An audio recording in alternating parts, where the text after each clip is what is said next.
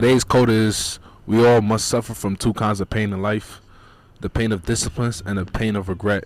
The difference is regret weighs tons while disciplines weighs ounces." Let's have a good week. No Filter Radio with Alan Cutler, brought to you by Quantrell Auto Group. QuantrellForLife.com. Did you see that one coming? Good afternoon. I'm Alan Cutler, honored and pleased to be with you. Thank you for joining me, whether it's live now anywhere in the country or in different countries. Interesting how this thing works. Or on podcast later tonight, although by 9 o'clock tonight, I would imagine nobody's going to listen to the podcast because you're going to watch a little game against Vandy. That was Mo Diabate with his motivational pitch. Mo's gotten his act together, and I stand by this. And a lot of kids do this. And I've mentioned this before. I think he came here with the thought, okay, it's time for me to take another step up. I want to play in the NBA. There are certain things I know I can do. Now I want to show him I can shoot. And he can't shoot. He's shooting 11.8% from downtown. I mentioned this the other day, but you know what's really cool, Jimmy? It's been about a week or whatever it was when I first started mentioning his 11.8% that he shouldn't shoot a three unless it's the end of the shot clock. And sometimes he doesn't realize maybe somebody got to him or he's got some common sense. They leave you open because you can't shoot. But you know what's really cool? And I'm giving the kid a lot of credit. Okay, one, you know, when he's been coming off the bench, not pouting, he's playing hard. Two, he gets some big rebounds and really good stuff that isn't a stat stuffer to really help him win. But three, he's shooting 56%, including the threes. He's at 65% now. I want you to think about this: 65% from twos. That's like not a little impressive. That's really impressive. And plus, you know, his rebounding numbers. He's second on the team, 5.6 rebounds per game, but he's only playing 20 minutes a game. I got to tell you, when you look at what he does now at 9.4 points a game, at 20 minutes a game, it's really impressive. I mean, and he's bought in. He's really bought in. The one stat besides the shooting from downtown, but he's not shooting from downtown, so it's fine. He's only shooting 68.6% from the free throw line. And I'm sorry, maybe you're getting tired of me talking about it, but he's shooting 68% or 69% from the free throw line. You're playing 20 minutes a game. It's not good enough. It's just not good enough. You know, the only thing I can complain about Marino is he's shooting 66.7%, and I think he'll get better. I really do. Yet he's made some clutch free throws when it was really needed. So we'll see. By the way, has anybody noticed what Cam Williams is shooting from the free throw line? Jimmy, take a wild guess. Take a wild guess, and whatever you're thinking, higher. No. And I got to tell you, I'm shocked, even though I've seen this before. I'm just shocked. Go ahead, guess. Higher. 92%. And you're close. I was going to say 85, but you're saying higher. Then all right, I'll go a little bit more. 95%. Wow. He's 19 of 20. Hey, Kyle Macy, if you're listening, let's see if you can beat Cam Williams when his foot gets better on a free throw shooting contest. That's just crazy. It really is. And by the way, Jasper Johnson is 89.5%. For a freshman, that's crazy good. It's crazy good. 39% from three. Just throwing a couple numbers out there. So I hope you're all warm. I hope you're all safe. Derek Johnson will talk football. He's Jasper's uncle. Brandon Ramsey, who will decipher and has deciphered tape getting ready for Kentucky and Vandy.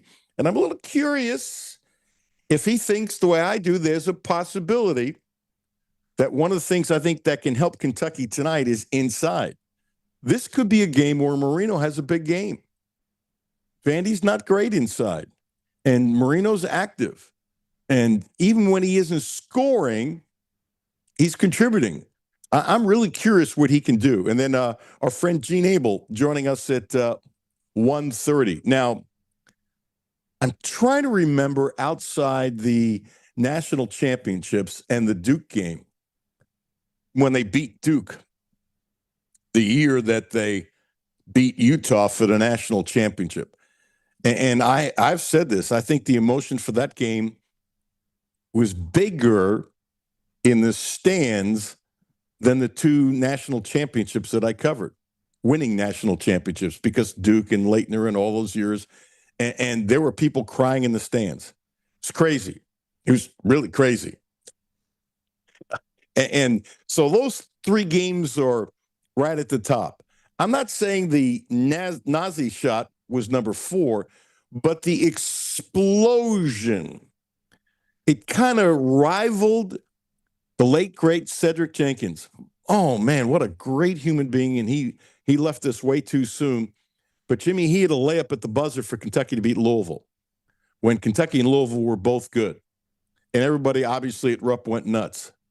I got to tell you, maybe right behind that, this is off the top of my head, right behind that, Nazi's wild bank shot to beat Vandy. He was on this day, and I was on the court, which made it even better. The explosion. He threw up I don't know if you've ever seen it, Jimmy. He threw up a crazy bank shot that went right in. And by the way, I've never seen Nazi make a shot like that before or after. I wonder if he's ever made a shot like that in his entire career after that. He didn't at Kentucky. I saw every one of his shots. But the explosion to win a game like that at Vandy was absolutely unequivocally unbelievable. Vandy's an interesting team. I mean, Mark Byington has done a hell of a job. And I'll bet that they will pay to keep him. And that would be smart. Isn't it interesting how Vanderbilt is so much better now in football and basketball, and they've been great in baseball for a long time. And I don't know about the rest of their programs, but they've really changed. And I've said this forever. I always thought Vandy could be good for a couple reasons. You know, one, okay, you can have academics and be good. And two, it's Nashville. Really, it's Nashville. And I said this forever ago. If it was me running the team, I would, on a computer basis, all around the world, look for smart people all around the world who can do the work at Vandy. So they just crushed Mississippi State. They made 9 of the first 10 shots. They go up 22-4, and they coast 88-56. This is the third time in 33 years that they won a conference road contest by 32 or more, ironically, all at Mississippi State. How about this? And they're 17-3, third best 20-game start in their history.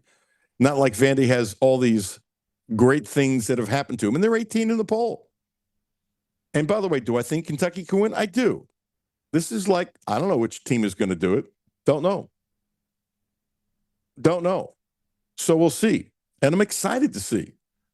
You know, I've screened many, many times. Look, people say it's a tough conference, and I can't stand that crap. It's become a huge pet peeve. You're in the conference. If it's tough, too bad. Really, too bad. Same thing in football. Oh, Kentucky's going to play Georgia, this, that. Too bad. You're in the conference. Now, within that, me saying, I don't like when people say it's a tough conference. I just don't. This is the conference you're in. Quit complaining about it being tough.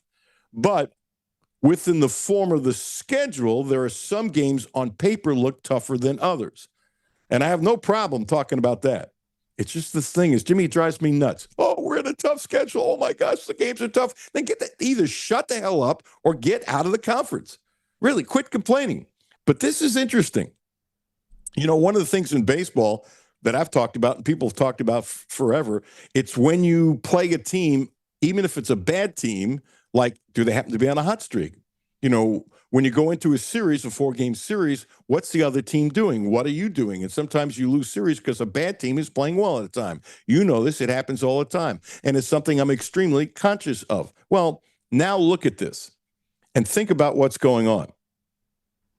At Vandy, at Arkansas. Arkansas's got a hell of a team. And I keep on saying, and we hope to have Roger Clinton on this week. I was just talking to him. He's got his workout schedule. He really loves doing the show.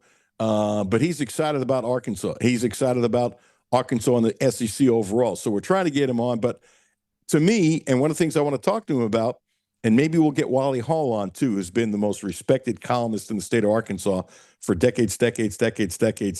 Wally is powerful and will take on anybody. John Calipari looks very relaxed. Very relaxed. And then you get Oklahoma here and Tennessee here. Then at Florida. Okay. And then Georgia. So guess what? Tougher games than playing Mississippi State. It just is. And really, if you think about it, tougher games than playing at LSU, where Kentucky had to have, as you know, a great comeback to win. It just is. It just is. But what I like, the way it worked out for Kentucky, they're playing much better as they're going through a tougher part of the schedule. Not complaining. Not complaining. That would be hypocritical.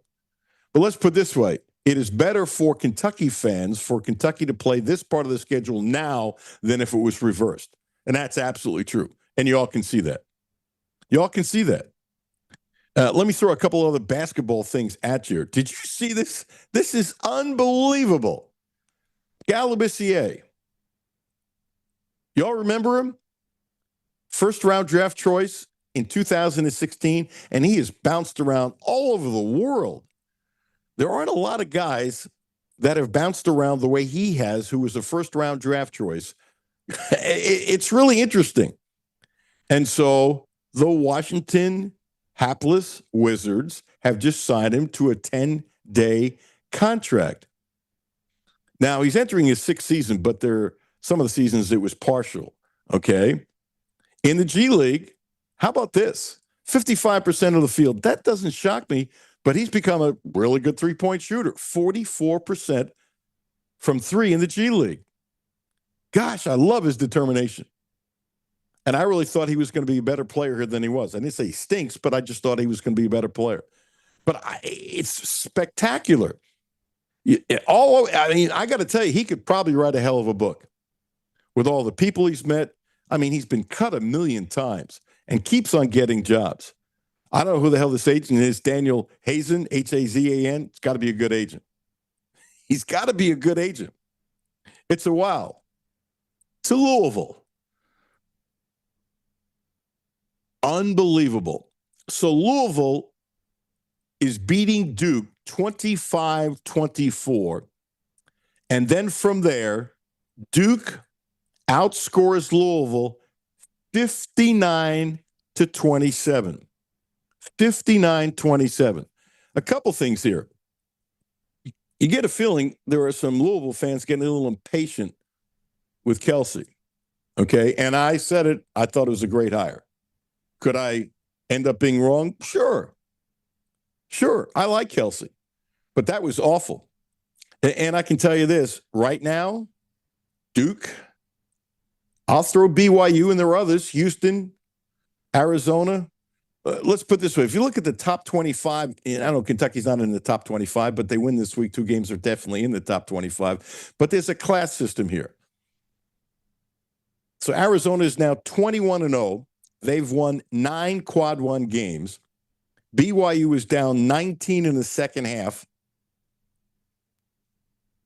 BYU had a shot, a close shot, to put them up with seconds to go, and it was blocked. And Arizona hung on to win 86-83. Arizona is crazy good. They are crazy good. You know, Miami of Ohio is undefeated, but they can't play with Arizona. Duh, it's a different league. No question about it.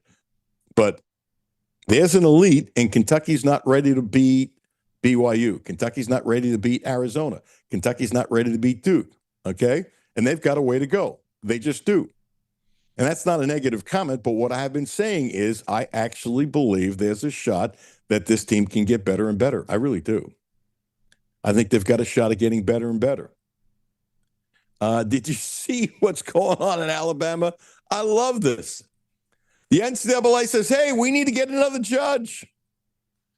Whew. I don't know. I'm kind of old school. Society's changed. I don't think Oliver Wendell Holmes, Jimmy, you know who Oliver Wendell Holmes was, right? He's a little before your time. I don't think so. One of the greatest judges of all time. And he and I never met face to face. Look him up. So here's what really sucks. It shouldn't matter if you're an Alabama donor and you're the judge.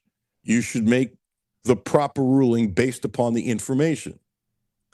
But in society, there seem to be so many judges that are deemed to be biased. I'm not accusing anybody of anything, but there are so many judges that are either Democratic judge, a Republican judge, whatever. I'm not talking politics.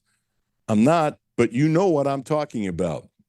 That the NCAA would like to have the judge, James Roberts, recuse himself in the Charles Bediako case. The kid from Alabama who was in the G League and is now playing for Alabama. They're going, it's not fair. He's an Alabama donor. It kind of breaks my heart a little bit that in this country today, that you say we need to get rid of the judge because he went to Alabama. It just really bothers me. It's kind of a microcosm of what's going on in our country. And again, I'm not talking politics, but I believe that you believe that. And it's sad. I wouldn't say it breaks my heart, but it's really, really, really sad. Tamari Williams. It's interesting. And when he went to the Celtics, I said he spent the year in the G League. Let's see how much better he gets. And when guys got hurt, if he was playing well and they really needed him, he would come up. And I have no idea how long he's going to stay. But a couple days ago, he was in the game late and was key, helping out. Last night, 26 minutes, 9 points, 7 rebounds, 1 assist, 5 fouls. 5 fouls. And I wonder if they have a shot doctor that can help him out. One of the things I complained about, because I could see it, and nobody else was talking about it last year, there were times he would shoot the ball and he wasn't even looking at the basket. Seriously. I don't know how often. The first time I saw it, it was kind of like, what? What? What? And then it became a consistent pattern. And I actually think if there's a good shot doctor out there, I'm not saying he's going to be a three-point shooter, but I think you could help his shooting. Not a little, but a lot. And so I expect when they get to 100% health-wise, he'll probably go back to the G League because why do you want him sitting at the end of the bench, right? But they have a guy named Tillman from Michigan State who's bounced around forever, and Williams has already gone ahead of him. So that's a pretty good sign. You're taking a guy from the G League, and you like him better than a veteran who's on your team. Interesting. Something to note, something to watch. Okay, Jimmy, we'll do a little NFL stuff, so we're getting to you. I don't see you, Jimmy. You in the studio?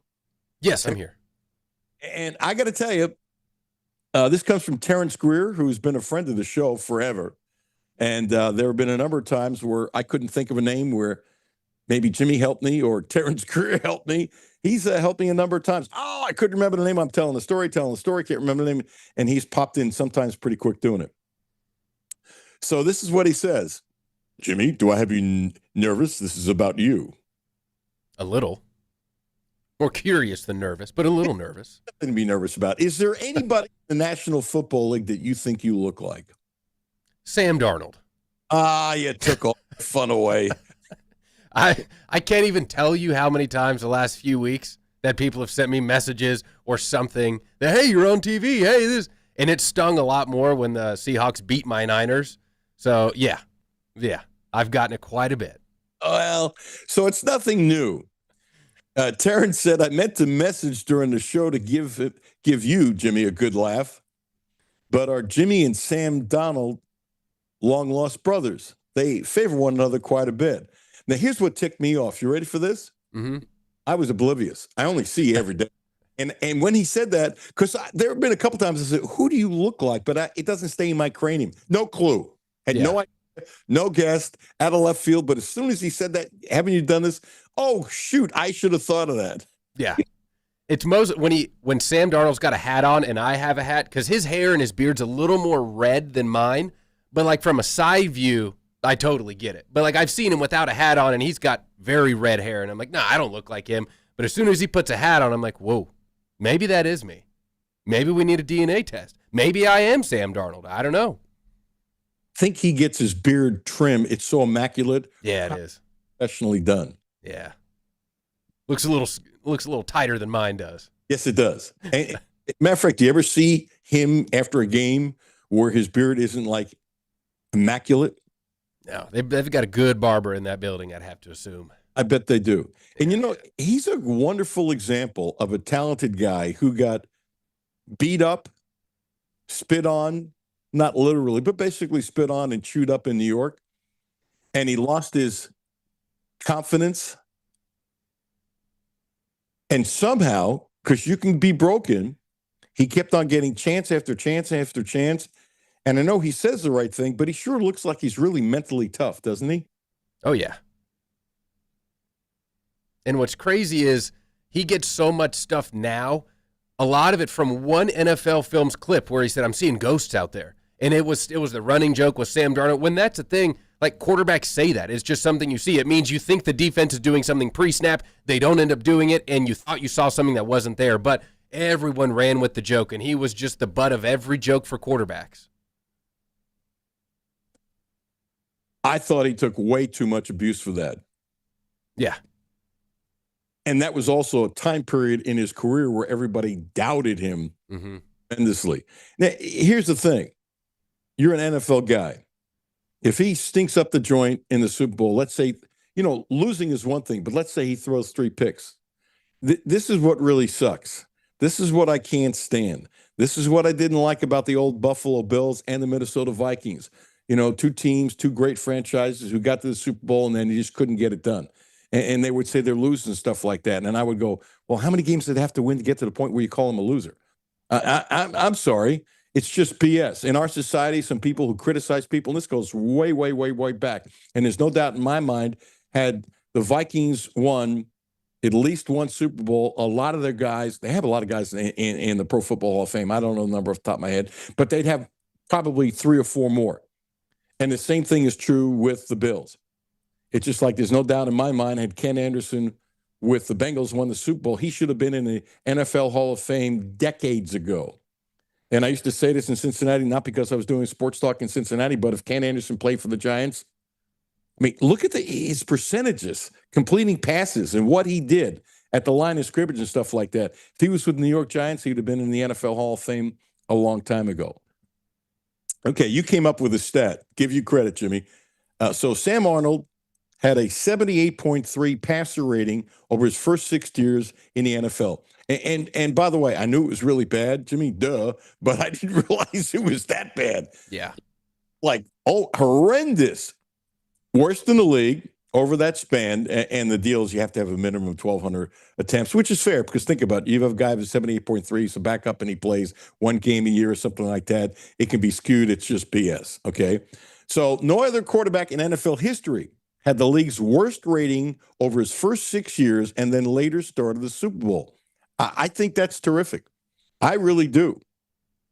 I really do. And I'm thinking about rooting for Seattle just for him because I do think he's mentally tough. But if he throws 3 picks, they are going to destroy him. Just destroy him. He hasn't learned. He's the same old guy. He was the same guy with the Jets. The media's going to do it. He'll never be a winner.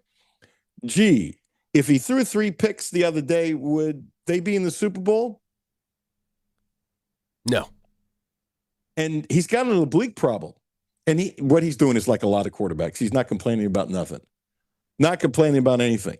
Said his rehab, I remember he said something, it was a quote, my rehab is going fine. I'm not there yet. And then he goes and plays the game. You can't tell anything at all.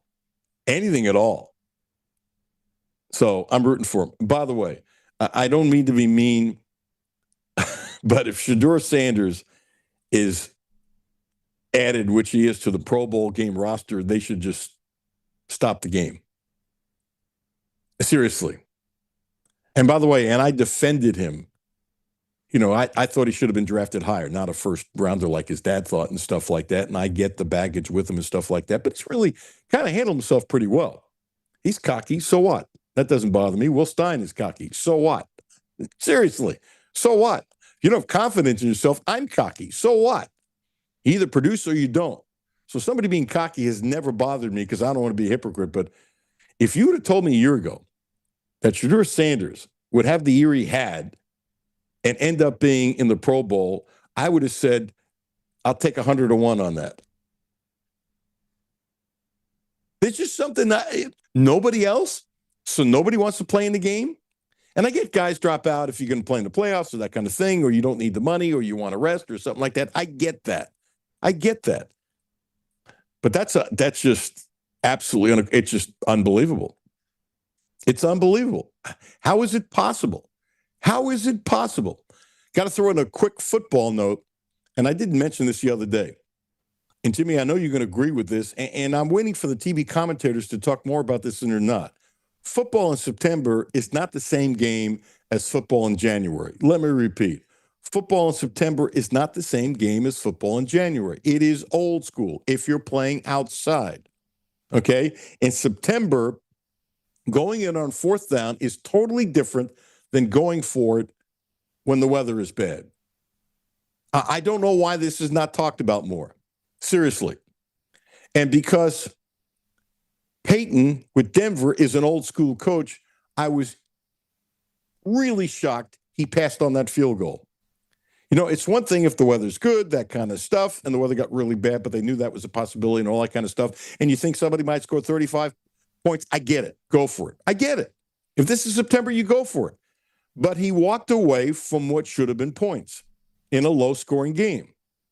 And I thought that was dumber than a box of rocks for a really smart coach. He's a great coach. He's on his way to the Hall of Fame. There's no question about that. No question about that. You know who was brought in here to be the head coach of Kentucky a long time ago? I think you mentioned that at some point. His name came up in conversation about Kentucky. Yeah, I got the exclusive. I got lucky. I was hiding at the Hyatt Hotel. And it was pretty obvious that he wanted to be an NFL coach. But I thought it was pretty cool that CM brought him in, that he got him to the point to bring him in. I thought that was really cool, actually. It was even, sometimes if you don't hire a guy, you're bringing in the right people. But that really, really, really, really, really shocked me. It's like crazy. I got one more. I've never heard of this, and I'll bet a quarter you never heard of it either, unless you read the article. Do you know what Leonard Scholars are, Jimmy? I never heard. No idea. Greg Bishop is a hell of a writer. It's been one of the top NFL writers for a long time. So Mike McDonald was geared towards Wall Street. There's a group called Leonard Scholars. These are like really brainy people, and you're geared towards Wall Street and a career and stuff like that. And he went through the whole process, and they were saying people that are Leonard Scholars apparently make tons of money and that kind of stuff, and he walked away from that to become an NFL coach. Which also tells you how smart he is, too. Yeah. To have that, and he also has that kind of old school grit mentality, similar like a Dan Campbell, where you look at him, you're like, I'm not messing with that guy. Like, I want that guy in my foxhole. He is intense. Yes. But he's got the other side, too, with the smarts. Yes. Yeah, he's a really interesting guy and a really smart guy, and whatever he's doing, they relate to him, which is pretty cool. Check out that Bishop article. I'm sure you follow him on Twitter and stuff like that. Jimmy, it's really, really, really good. It's kind of a wild thing. And there was a playoff game or something like that. A whole bunch of the graduates from his class in this brainy school, they met him and whatever. Very cool. Very, very cool. Reminds me a little bit of my buddy Herb Sendick, who, by the way, is 17-5 at Santa Clara, former UK assistant, where he went to Carnegie Mellon, which is considered like Harvard Light. Herbie's just absolutely brilliant. I think he's been a hell of a coach for decades and decades and decades. He's 17-5, and I think he's in the top 5 of the mid-major schools. He's ranked in the mid-major schools. I'm really happy for him. He's put 3 guys in the NBA from Santa Clara in the last 5 years. You think any of the big schools wanted these kids? No.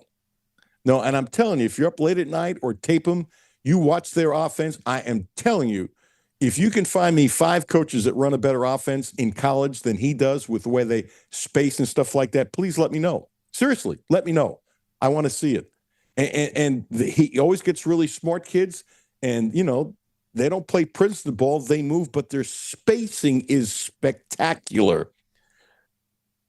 He turned down the job for $75,000 to work for nothing, starting his life off as a college coach. He's not the only one to do that.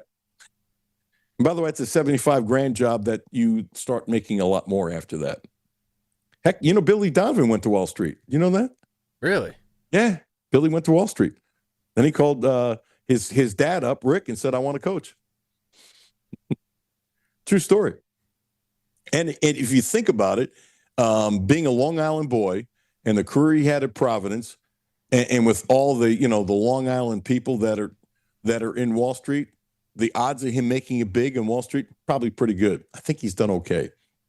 I tell you what, you can do much, much, much, much, much better than okay. Quantrell Subaru. Hurry.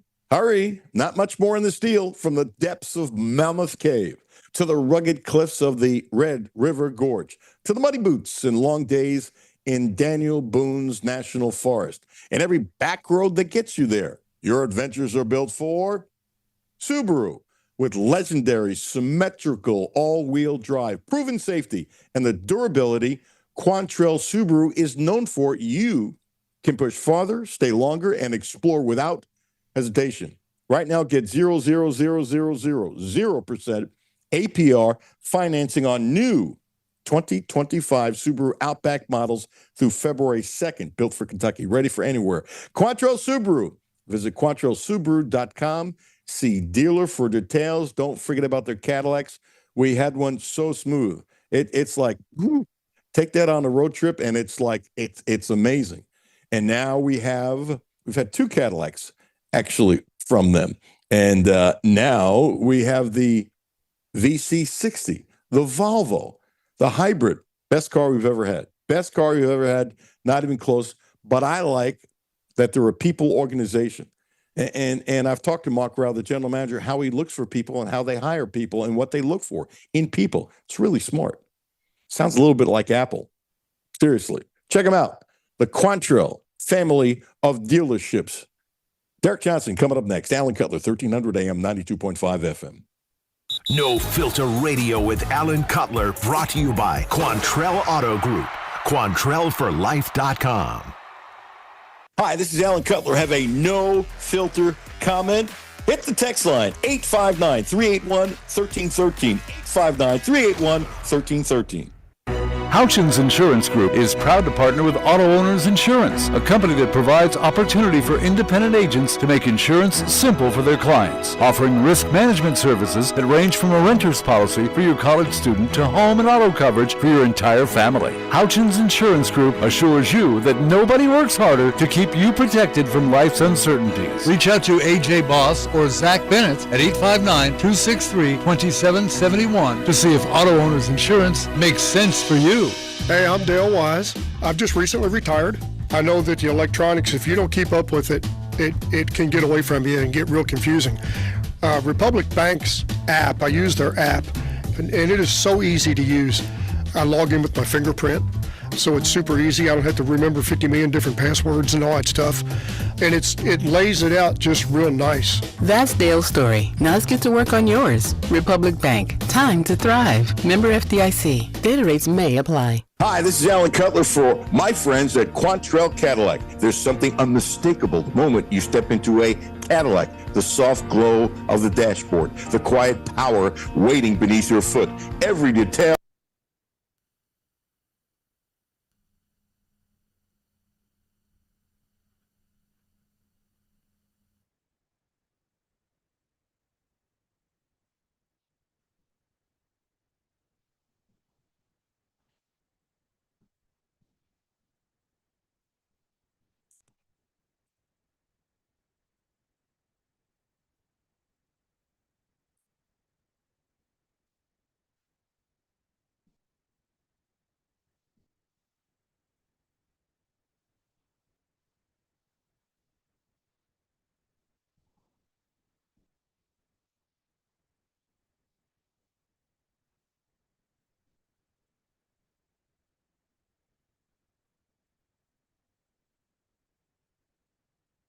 I feel warmer already. Clark's Pump and Shop. Return, refresh, refuel.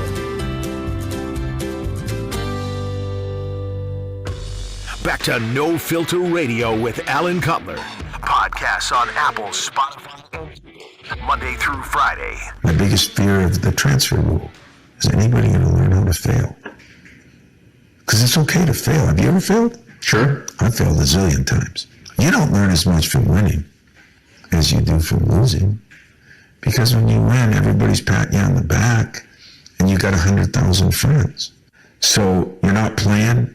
I mean, Draymond, he played 5 minutes a game. That's for Tillman, Valentine, I can name you pros that they would have transferred by now because they don't want to endure the process. There's so many things, but is it teaching a guy when the going gets tough, get the hell out of Dodge? To me, it is. You know, Jimmy, that's really interesting that how many of these guys would have transferred, and I've talked about this before because it was the in thing to do. Yet when I came to Lexington at that time, for example, if you wanted to transfer, let's say, from Kentucky to a Mississippi State or something like that, Jimmy, this is before your time, you had to sit out 2 years. And who the hell's going to sit out 2 years? They had a conference rule to make it worse. It really was disgusting if you think about it. And there's no question, a lot of the guys who stuck with Izzo, could you see, and this is not a comment about Izzo, it's just society and stuff like that. You know, you're not playing, but you hang in there and you make something of yourself and become a star. Would all these guys have left? Of course not. Would some? Probably, because it's easy to do. It's easy to do. Yet some of those guys made themselves into something under Izzo, like a lot of coaches and stuff like that. And this has become a more popular thing to say, and I think it's a problem in today's world. I do, and there's a lot of people who agree with this, but it's okay to fail. I've failed. Jimmy, I'm sure you failed somewhere. It's how you deal with it. How do you go through life and not fail? You can't, especially in athletics. I think in anything. You could be a teacher, could be insurance, whatever, but you're right, especially in athletics. Joe Burrow failed. It wasn't his fault, but he wasn't going to be the quarterback at Ohio State, and his dad told him, and I've told this story, his dad told him, who was a defensive coordinator in college, his dad said, don't let another coach making a bad decision about you take your confidence away. It's one of the great things I've ever heard a dad give their son kudos for. There'd be no Joe Burrow today, I don't think, if he was at Ohio State. Suppose he was a backup Ohio State his whole career. Would he have ended up in somebody's camp? Sure. Would he have been drafted? No. He'd been in somebody's camp. How long of a look would he have gotten? And you know this, when you're a first-round draft choice, first of all, you become the franchise when you're that high like Burrow, okay? And second of all, if you make a mistake, okay, he's learning. You're an undrafted free agent. Okay, he made a mistake, get rid of him. I mean, that's an oversimplification, but it's true. It's just true. We're efforting Derek Johnson. This hasn't happened 5 times in our fourth year that somebody either forgot or got busy or something like that. We've been crazily lucky, and I love Derek and stuff like that, but stuff happens. You know, I said to myself, and I don't do this, maybe I should text him this morning. I bet he forgot. Neither here nor there. And so, well, Jimmy, you're about to go through it in a couple of years with your son. I personally don't like, and this won't make me popular with some, that when you're playing kids sports, everybody gets a participation trophy. I just don't like it. I was not a good soccer player, okay? And I wish I could have started playing soccer when I was like 5, like some of these kids now. I think I would have been pretty good. You can't become a really good soccer player if you start in 10th grade. Okay, so I had that going against me, and then I had my lack of skills, which amplified it tremendously. There's no question about it. You know how many games we won? The JV team we won the first year? Take a guess, Jimmy. Lower. 0. Bingo. Yeah. You know what's funny? A couple of those guys are my best friends to this day. My 2 best friends in the world are from that team. One I was already really good friends with because we used to play basketball a lot together and stuff like that. And the other, I was becoming two best friends to this day. And we had a blast. And we sucked. We were awful. But, we really did try hard. It'd be one thing to say we didn't try hard, and we would have been good if we tried. No, we tried hard. We just had no talent. When I finally got to the varsity, we weren't much better. Sometimes those are the teams, though, or the guys that you bond the most with how bad you were. Like, after the fact, you look back, and those are the best times. We had a great time. I mean, We sucked, but there was no hangover. Nobody yelled at anybody. Nobody pointed fingers out. We all knew we were bad, but everybody tried hard. Everybody tried hard. Matter of fact, Larry Brown, the great basketball coach, his cousin, my soccer coach in high school. Small world. Well, Larry's from my hometown. Yeah. It's kind of crazy, all the people that from my little hometown. It's really just really crazy. I want to play something that's in line with this. I never heard of this young coach. You got the tight end coach from Colorado, Jimmy, right? Give me a thumbs up. His name is Josh Niblett. Have you ever heard of him? I had not until I saw this video over the weekend. Okay, at a scale of 1 to 10, you go first, 10 being the highest. From somebody you never heard of, how would you rate this little piece of tape? 11. Within 5 seconds of hearing it, I was ready to run through whatever he told me to. I was only going to give it a 10. I don't toss around 10s, but it was like, who is this guy? Who is this guy? I mean, he's got me wanting to run through the brick wall, but I can't even make it to the wall now.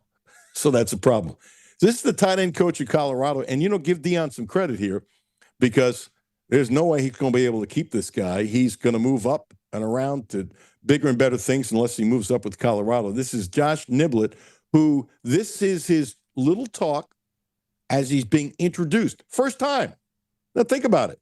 I don't care who you are, and I don't care how many times you've talked in front of kids. And by the way, from his age, I didn't look up his age, but he looks like he's younger than you, doesn't he, Jimmy?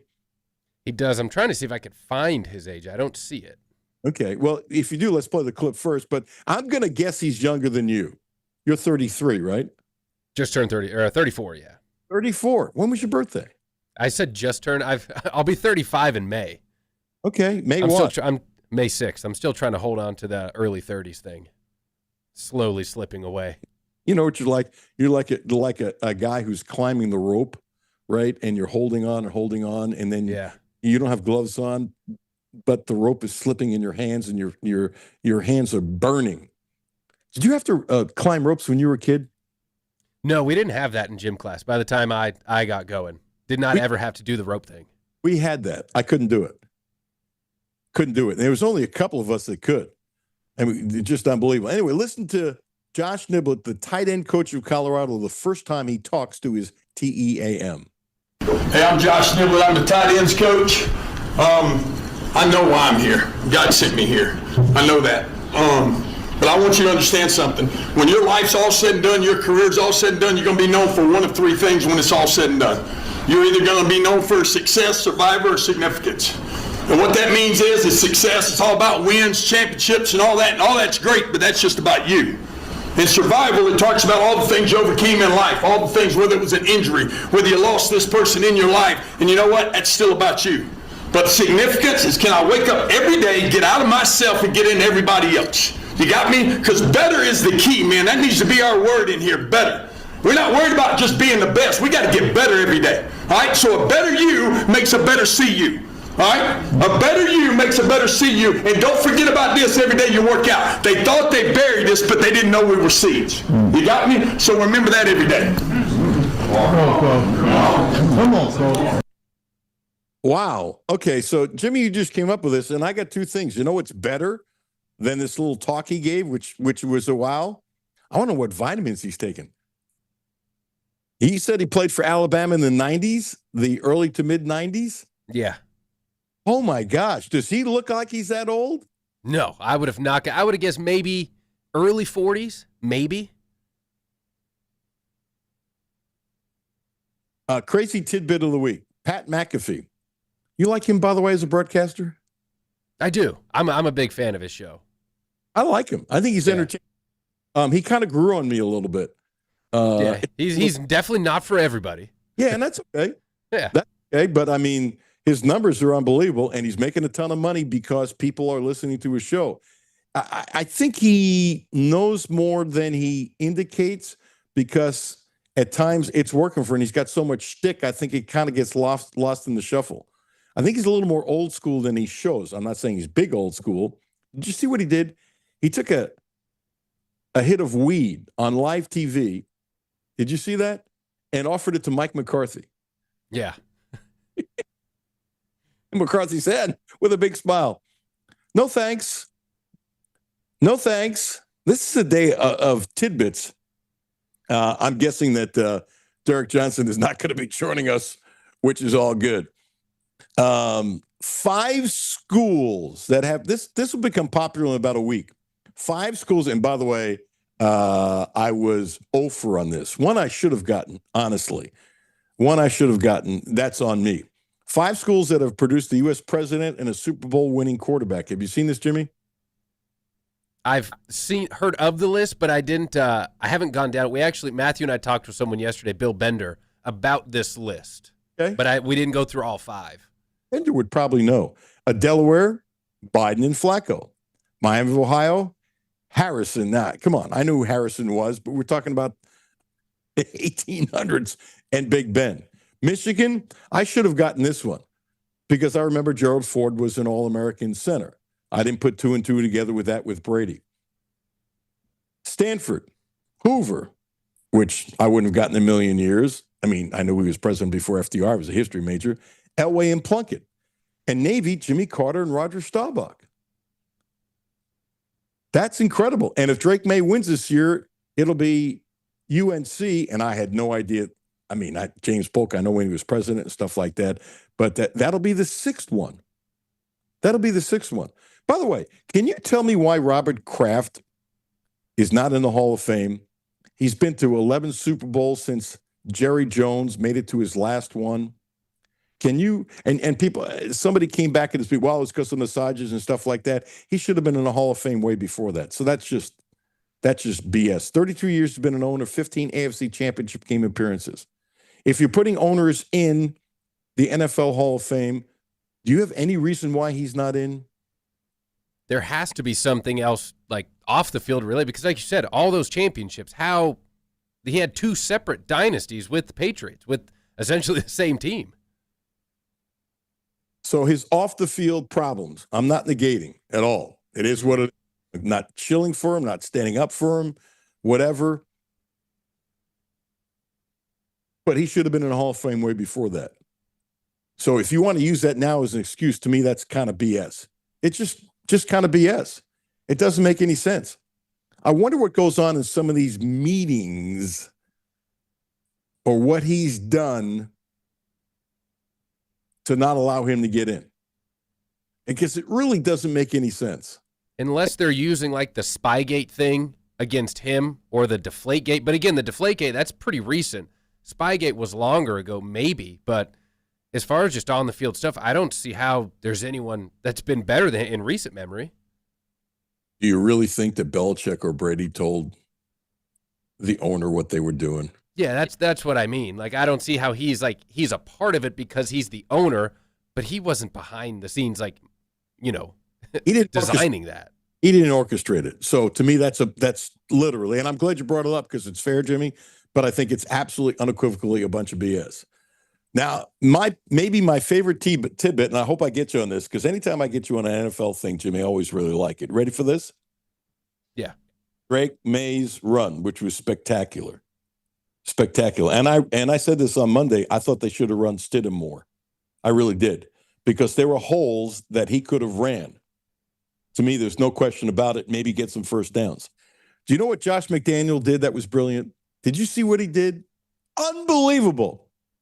He had May call a dummy play in the huddle so the other 10 players would sell the fake better. That is brilliant.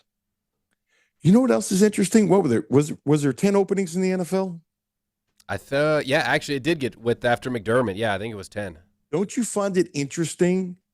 Now, granted, he bombed in Denver. Okay, there's no question he didn't do a good job in Denver. Didn't Belichick do a bad job in Cleveland? Yeah, Belichick and Saban. Yes. Do you find it interesting?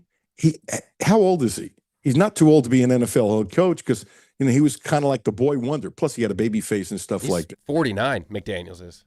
Right, so he's still young enough.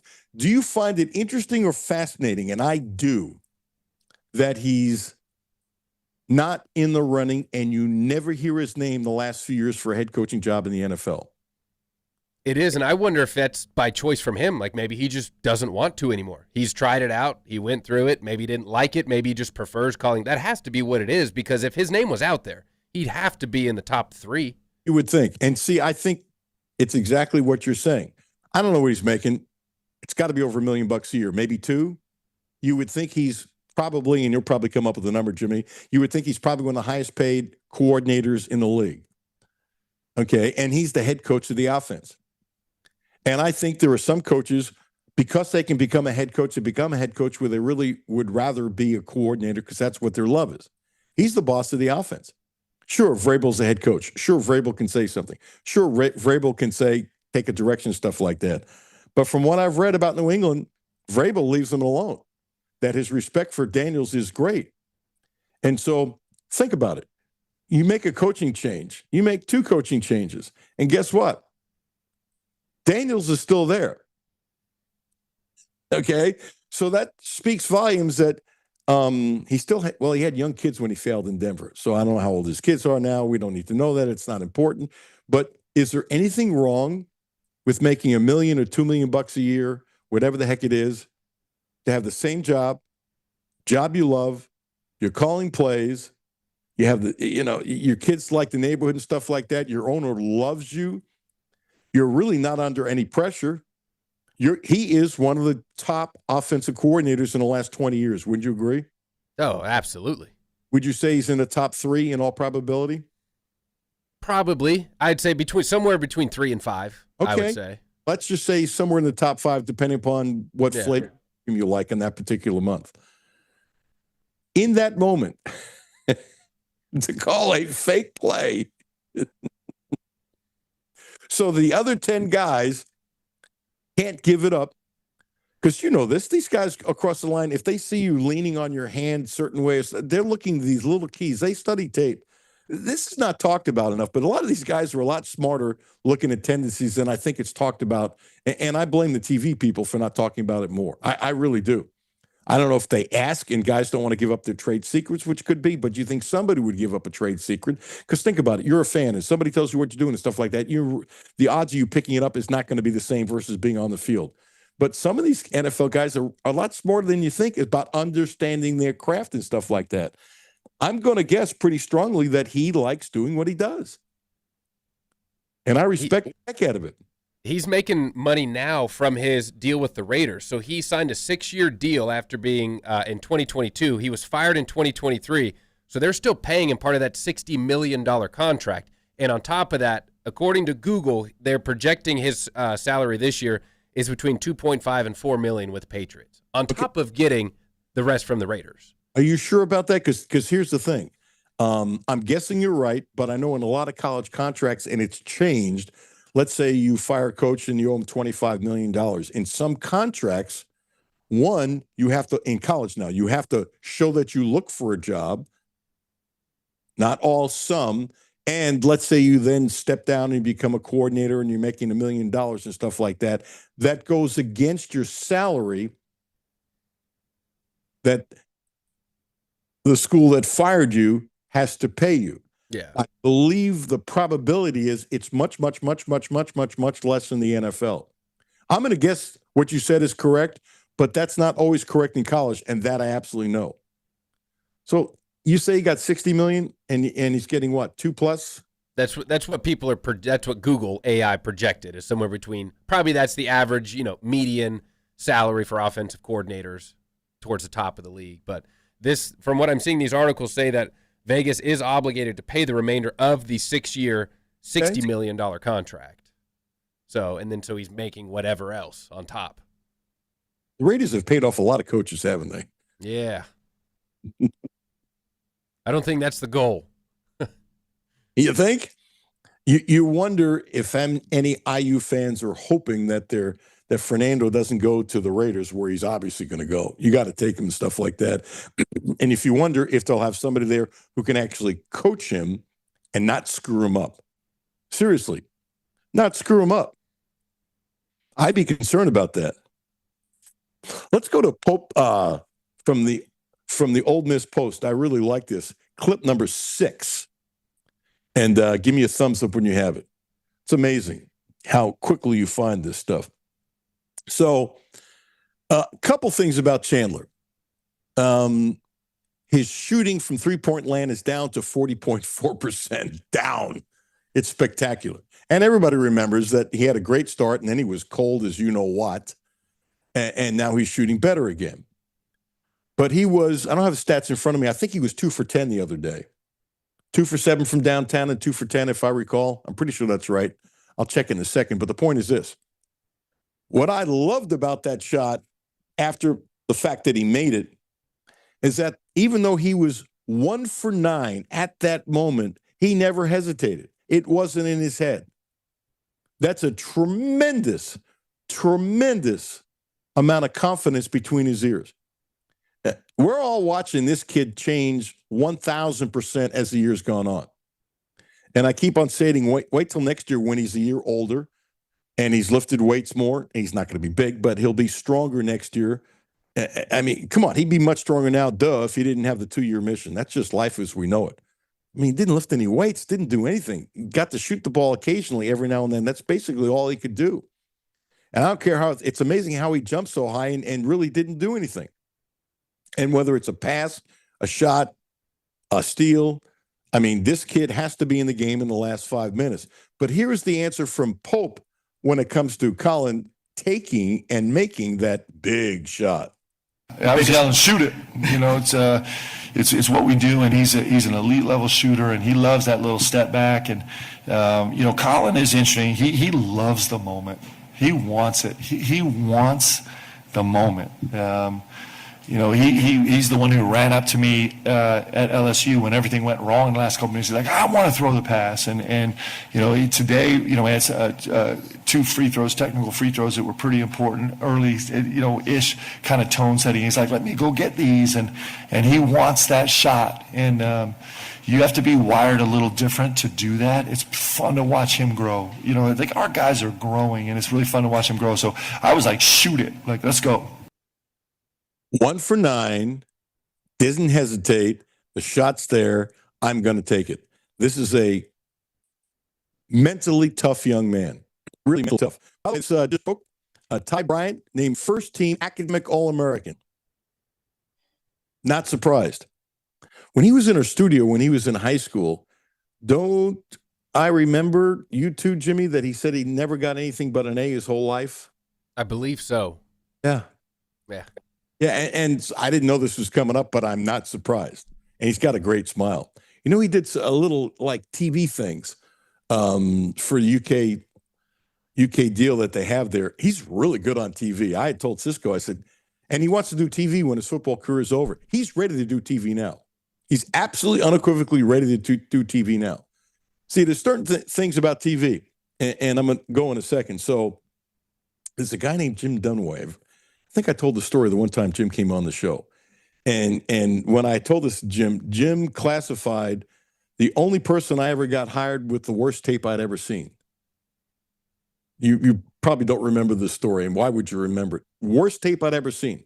This tape was so bad, I forgot who had left us, but back then you get these big tapes, 3/4-inch tapes. Jimmy, look at these were like this, and they'd be backs, and it'd be really high.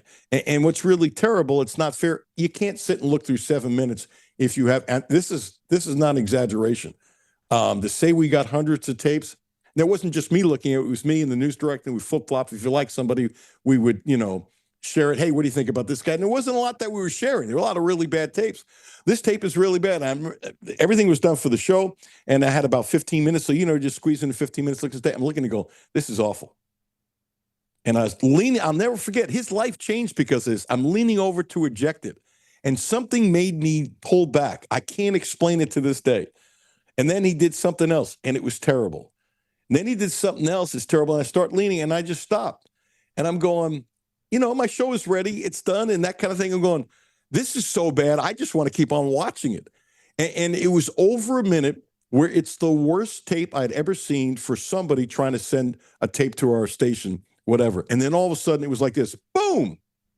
He shows a stand-up. And it's really good. And I'm like, and I remember calling somebody in, come here, look at this. How could, and I show him a little bit, and I remember, I think it was Killer, my producer. I think she said, why are you looking at this tape? It's terrible. I said, watch this. And she went, oh my gosh. It was like really good. It was like, how could this be that bad and this be that good? Well, I can teach somebody how to do TV, but I can't teach camera presence. Does that make sense? Yeah. You get better at camera presence, but you either have it or you don't. And so I called him up after talking to my boss, and I showed him the thing. I showed him the stand-up. I said, the rest of the tape is awful. He said, well, you got to show it to me. So I showed it to him whenever. He goes, oh, my gosh, why did you keep on sifting through this? So I told him it was so bad I kept on doing it. So I called him up, and Jim never has forgotten this. He's become a big deal in Alabama for decades, by the way. He's had a great career in Alabama. I said, Jim, Alan Cutler, da-da-da-da-da-da. I said, I got to tell you something. You gave me the worst tape I'd ever seen. And this is another reason why I wanted to hire him. He goes, then why'd you call me? It was great because he just snapped right back, man. You know, he wanted, that was going to be a big move for him. You know, and I love the fact that he wasn't afraid to snap back at me. I really like that a lot. So I explained to him, your tape really sucks, but your stand-up is really, really good, and I can teach you the rest if you will listen to me. And if you want to listen, I don't care, but I don't want you around me. So he said, I'll listen, and he did. And give him all the credit, by the way. He's had a great career. He's had a really great career. But, you know, Ty Bryant has camera presence. He does. He's got camera now. He's got camera presence. He could right now, if he wasn't playing football, there's no question, probably be the best weekend guy on TV, guy or gal. And I'm not knocking the guys or gals on TV here. I'm not. It just, he has it. The it factor, he has it. So anyway, long way to get around the fact. Mazel tov to Ty Bryant, first team academic All-American by, is it Collegiate Sports? Oh, College Sports Communicators. I don't even follow him. It was retweeted by Kentucky Football. They have 21,000 followers. Interesting. You ever hear of him? I have not. Well, they got all kinds of academic awards on their thing, whatever. So congratulations to Ty. Brandon Ramsey coming up next. Don't forget about my friend Ramon Carriega, Blue Lotus Health, now also providing a licensed massage therapist, acupuncture, 859-533-0914, 859-533-0914, acupuncture. Tons of ways acupuncture can help you. Ramon has turned into a dear friend. What's more important than that, how much he's helped me. He's helped me tremendously with all kinds of different things that I'm working through to keep me going is a really good way of putting it. And I say the same thing about Terry because they're both true. Who knew at my age I would have a great somebody great to do acupuncture and somebody great to do deep tissue massage? Never thought it would come to this, and I'm so lucky and blessed that I found both of these folks. Blue Lotus Health on Versailles Road. Please use my name. Ramon Carriega, 859-533-0914. Brandon Ramsey coming up next. Alan Cutler, 1300 AM, 92.5 FM. No Filter Radio with Alan Cutler, brought to you by Quantrell Auto Group. QuantrellForLife.com. Hi, this is Alan Cutler. Have a no filter comment? Hit the text line, 859-381-1313. 859-381-1313. Hi, this is Patrick DiGiacomo, and this is why I would recommend Republic Bank. So, when the bank manager brought me over just to show me how their ITM works, he hit this button where an actual live person came on the screen, and she was so kind and helpful, and it just made me feel like, wow, I'm not dealing with just a machine, I'm dealing with somebody that's actually paying attention to what I'm doing, and it made me feel really good. And that's how Republic Bank helps their customers go from living to thriving. Learn more at republicbank.com. Member FDIC. Hi, this is Alan Cutler from the depths of Mammoth Cave to the rugged cliffs of Red River Gorge to the muddy boots and long days in Daniel Boone National Forest and every back road that gets you there. Your adventures are built for Subaru with legendary, symmetrical, all-wheel drive, proven safety, and the durability Quantrell Subaru is known for. You can push farther, stay longer, and explore without hesitation. Right now, 0% APR financing on new 2025 Subaru Outback models through February 2nd, 2026. Built for Kentucky, ready for anywhere. Quantrell Subaru. Visit QuantrellSubaru.com. See dealer for details.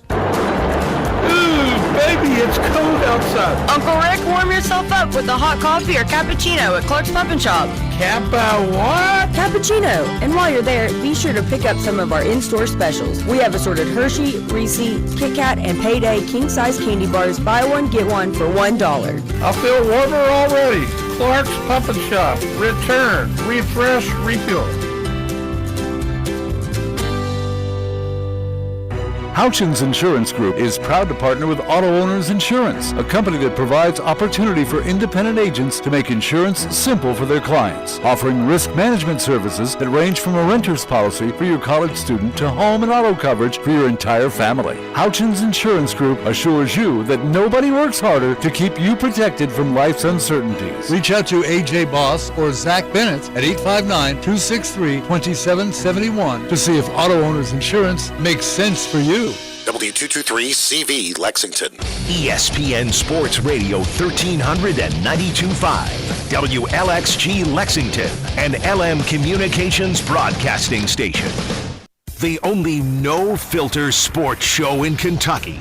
It's the Alan Cutler Show with award-winning TV sportscaster Alan Cutler. I'm so proud of him. I say it every single game. He's playing more and more and more and playing better and better and better and getting more and more and more confident. He's making some mistakes, but he's learning from them, and he's a really talented player, and he's on his way. And so,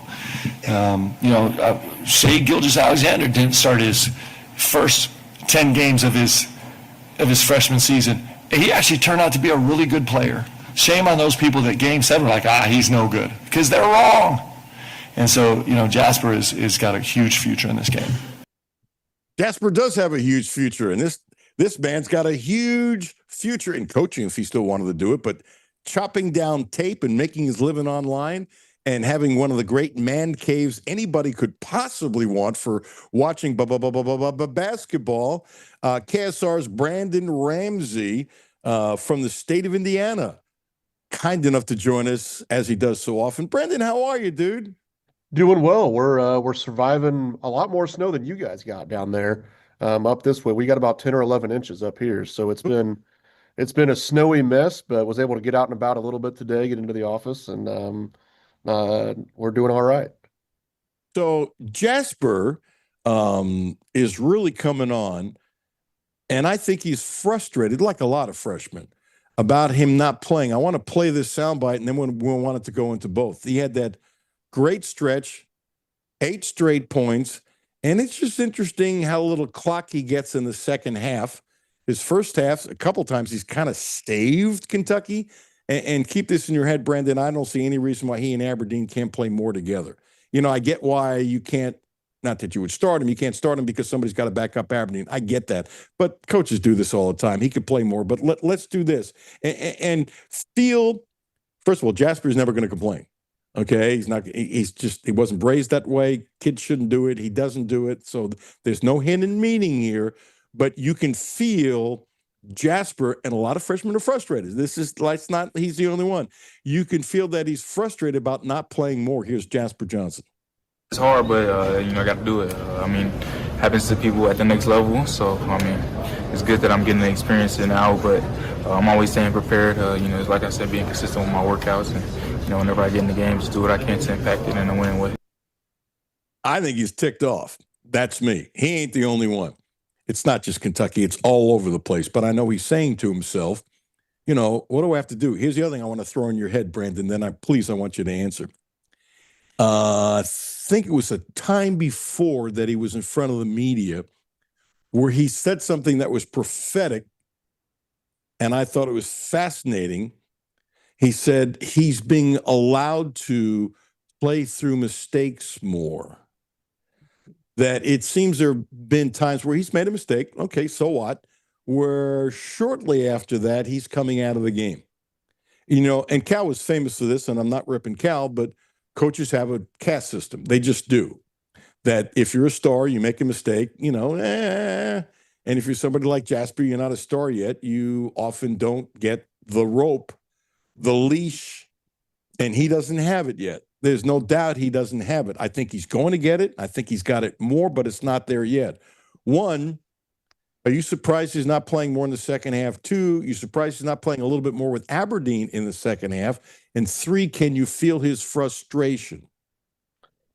You can definitely feel his frustration. You can hear his frustration in what he said. And quite frankly, there's nothing wrong with that. In some respects, there's a healthy side to that. Like I want Jasper Johnson thinking that he can play more because I want him to be super confident when he comes in the game. And I don't think he's a kid that lacks any confidence certainly. But you're absolutely right that especially a player like Jasper Johnson, if you're not going to let them play through some mistakes, it's going to be really hard to play them extended minutes because he's a guy that is going to make some mistakes. There's a high risk, high reward sort of style to his game. Things are at a little bit higher degree of difficulty, like I've said before. And I think it was Bill Simmons used to always talk about NBA guys, especially somebody like Russell Westbrook, guys like that, kind of having their table test players. Like they're always going to bring things to the table. They're also going to knock some things off the table. And as long as that table test stays balanced, you're okay. And I think you have to sort of live with some of that with Jasper Johnson as well, because you know the upside is there, the shot making is there. This guy's 6 of 13 from three in SEC play now. I think he's 5 for his last 10 now over the course of the last few games, shooting almost 40% from three on the season. Obviously, Kentucky needs some of that shot making, and you saw it against Ole Miss. I mean, Ole Miss is a team, I put this out after the game, they forced their opponents into more isolation basketball than anybody in the country. And Kentucky needed a guy that could get some isolation buckets there for a minute. And guess what? Jasper Johnson came in and gave the Cats an 8-0 run when they really needed it. Like Kentucky was turning the ball over, they were down, and all of a sudden you put him in there, you kind of let him cook a little bit, and then you have the lead, and for the most part, you hold on to it most of the rest of the game. So yeah, I think he can play more. Now it's tough because the other guys deserve their minutes too. Like Colin Chandler's been excellent. Otega Oweh's been excellent. Denzel Albertine's been really good. So like, for Jasper to play more, one of those guys kind of by definition almost is going to have to play a little bit less. But I think you're certainly starting to see now a little bit of consistency, especially in the shot making and the playmaking from Jasper Johnson, that he's able to play minutes if and when called upon. Second on the team, shooting 39% from downtown. You probably know this at the top of your head. If not, I'm not pushing it to the wall. But how many freshmen in major, I'm going to still call it major college basketball, this Power 4, Power 5, that, it took me a long time, okay, before I could get past 1AA when they changed that. Oh, he's looking it up really fast. You already know what I'm going to say. Look at you, Brandon. So how many freshmen in major college, and by the way, if somebody in Transylvania is shooting 45% of freshmen, God bless, more power to you, but that's not what I'm looking for. There can't be 10 freshmen in America in major college who are shooting 39% plus from threes. Would you say so? No, I'm just quickly scrolling through some guys here. Like we're talking about like the high major level. I'm getting pretty close to Jasper's numbers, and I'm at 2. There's a kid at Gonzaga shooting about 43%. There's a kid at Ole Miss, number 23, that we just played, that hit some threes in the second half. He's shooting in the 40s. So yeah, it's not common at all, especially to have over a make a game like Jasper has, to be shooting almost 40%. Yeah, the number of freshmen doing that is very, very small. And just wait when he gets more comfortable. He's fearless. He's absolutely fearless. Plus, he's shooting 89.5% from the free throw line. I mean, I'm not saying he should be starting now, but I'm surprised he's not playing more. And your point's well taken. Diabate is now playing much better. And he's learned that he shouldn't shoot a three. He's now shooting over 65% from twos, and he's at 11.8%. And the only good news about that, he hasn't added to it. He was 2 for 17 this week. He was 2 for 17 last week. I think he was 2 for 17 the week before. I'd have to look it up. But the point is, he's starting to understand who he is. So I haven't thrown my theory at you. He's like a lot of kids, and this is not negative. It's just the way it is. You've seen this a million times, Brandon. Now you're an old guy, and you want to play in the NBA. And so many kids who are never going to play in the NBA want to play in the NBA. And if they play much better, they got a shot in the NBA, whatever. And so what is he trying to show? I think he was trying to be a team player. I don't really doubt that. I don't think he was being incredibly selfish, but he wants to show the league, because he worked on a shot in the offseason. He wants to show the league that I can make a three. Because if he became a really good three-point shooter all of a sudden, then his numbers at Alabama were better in a very small sample size, as you know. But if she shows the NBA that I'm a really good three-point shooter, his stock goes up tremendously. Everybody knows that. It's no big deal. So I think he was playing a little bit to showcase his wares for the league, and not understanding the reason why he was open so often, because the scouting report says, please let him shoot. Please, please, please, please, please, please shoot 23s. And guys see that they're open and go, I got to take it. No, you're open because they know you stink from threes. And I think either Pope has gotten to him or he's figured it out. Now, there's 3 seconds to go in the shot clock, take the shot. take the shot. I'm good with it. Or if you're up by 18 and you're on the break in the corner, take the shot. There's a time and place for everything. But I think he was doing that, and I don't think he'd ever admit it, and I'm pretty sure I'm right without knowing, because I've seen it in too many kids. What do you say? Absolutely. I think that there's certainly a part of that, probably to some guys on this team beyond even Mo Diabate, that we're trying to kind of showcase their quote unquote improvements from the offseason early in the year. And then some of those things take, some of them don't. And now I really commended Mo Diabate after the Ole Miss game about how it hasn't been easy for him lately, and he's really now excelled and accepted this role. I mean, he went from starting, he lost his starting spot. He played 12 minutes and then 13 minutes in back-to-back games. Scored 4 points he scored 2 points in 2 consecutive SEC games, 4 points total. And now all of a sudden, he plays 27 minutes, big role to beat Tennessee, big role. It certainly in the Ole Miss game with what he did defensively. Got some rebounds in the game before against Texas. So I think that he deserves to be commended for really accepting and excelling in that role. And as you said, kind of now playing to his strengths and realizing like, all right, I was hoping I was going to be a good shooter this year. I was hoping I was going to get some to go down early in the year. Let's scratch that. We can get back in the gym in the off season. But right now, I need to be a slasher, a driver, a defensive wrecking ball, an offensive rebounding stud, all these different things that he's really, really good at. If I lean into that, that's how I'm the best Mo Diabate. And right now, we got to put the 3-point shooting on the back burner. And I definitely, give him credit for, whether it was him, whether it was Coach Pope, it really doesn't matter. Mo Diabate has accepted it now. And I think that, that's big of him, especially through, some of the trials and tribulations he's been through this season. I have no clue. Who do you think told him not to shoot threes? You think he figured it out himself, or you think an assistant coach put their arm around him and said, "Hey, Mo, we love you, but you can't do this"? Because, Pope says, if you're open, shoot. If you're open, shoot. If you're open, shoot. He said it so many times. It's crazy. There's a little bit of a disconnect there. Most kids won't do this on their own. My experience for about 8,000 years, and you're nodding your head yes. We're probably never going to find out. But right. I'm fascinated. I really am fascinated and curious. Maybe it was a teammate. I don't know. Somebody got to him. Isn't that pretty obvious? I think so. Yeah. I think, as you're going through individual workouts, while you're going through some individual film sessions, a lot of times those are with assistant coaches. Like, it wouldn't shock me at all if he's sitting there with Coach Hart or Coach Fieger or one of these guys, and they're kind of showing him some ways that he's been effective. And then all of a sudden they mix in a couple clips of him airballing a three, and they're like, "Hey, Mo, look at these things that you just did really well. You were kicking somebody's rear on the offensive glass and scoring it. You were slashing in there and scoring it with your left hand. Maybe let's do a little bit more of that, and let's go ahead and limit these 3-point shots to, as you mentioned, the last few seconds of the shot clock." Yeah, I think that was probably a kind of a one-on-one individual film session sort of discussion with somebody within the staff. I'm going to throw a curveball at you, okay? Okay. We're going to go to the NFL for a second. I just saw this, and it just ticks me off. The hypocrisy of people drives me nuts. I paused because I almost used a bad word and had Jimmy hit a button. There's a guy named Dov Kleiman, Kleiman. He's an NFL guy. He's really good in Twitter, okay? Rams star wide receiver Devontae Adams has gone viral for having an open Michelob Ultra can of beer in his locker after the playoff loss to the Seahawks last night. This thing was put up 18 hours ago. This is not a good look. What the hell? He's an adult. He's not drunk. He's really upset that he just lost a really big game. He's not drunk. He's not. So he has a beer. There's beer in locker rooms.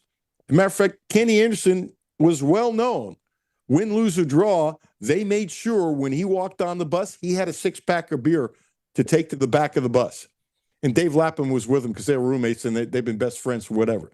And I'm not saying that Kenny Anderson was getting smashed or anything like that. I'm just saying beer has been around clubhouses forever. This is a bad look. You're having a beer. He's not drunk. You look at his eyes. He just lost a hell of a game. His season is over. He's questioning himself. He's supposed to be a really good guy, by the way. I don't know him, but this is a bad look.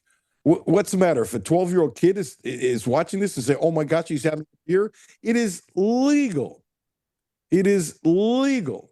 Now, Jimmy is saying, and I like Dove, but Jimmy is saying, and I defer to Jimmy, that he posts stuff like this to get clicks and stuff like that. And Jimmy, thanks for putting up, and I'm good with that.